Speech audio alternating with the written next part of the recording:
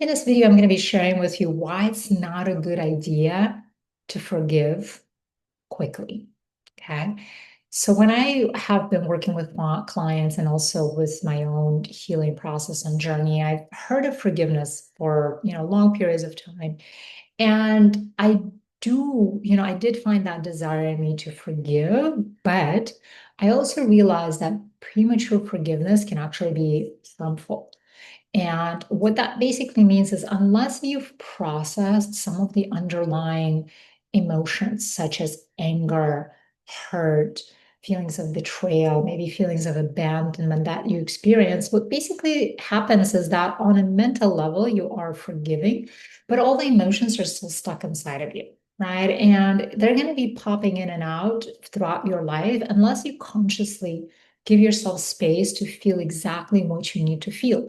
So if there is a feeling of hatred or anger that you're experiencing, give those feelings an outlet. Be creative with how you express those feelings as well. If you want to create an art project where you're really just letting all of that hatred, all of that anger, all of that hurt come out, by all means do that. If you want to take out a journal and just write for 30 minutes, 40 minutes, expressing every single feeling, emotion that you've been sort of ignoring or possibly getting stuck inside of and not having an outlet for fully expressing it, do some free form writing.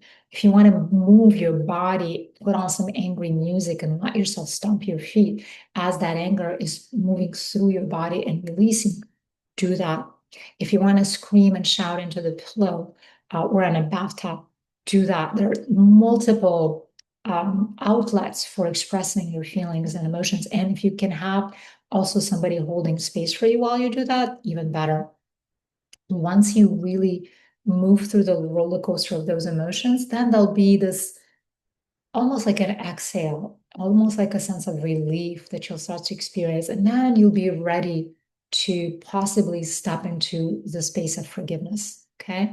But don't do that prematurely. You basically are cutting off also the learning process, because there are certain experiences we go through life in order to harvest the learning, right? In order to really gain wisdom from that experience.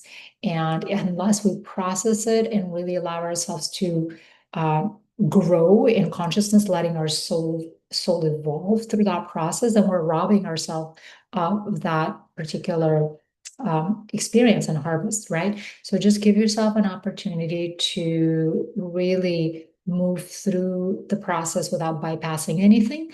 And this way you'll be able to forgive, but do not push yourself to forget. Okay. So give yourself as much space as you need.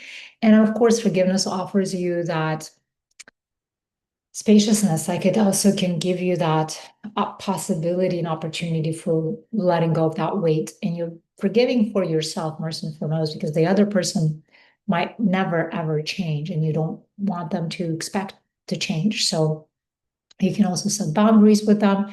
You can invite them back into your life. You don't have to invite them back into your life. That's going to be really, really up to you. But you're going to be making that decision from more of an empowered place versus feeling like a victim of that experience or feeling like you really just should forgive and move on. Okay. So let me know how that lands for you. I'd love to hear from you. Is there someone in your life you're struggling with forgiving? Notice what is coming up for you, what's really going on. All right. Take care of yourself and hopefully we'll connect soon. Subscribe to my channel if you want to get more of these videos. Take care. Bye.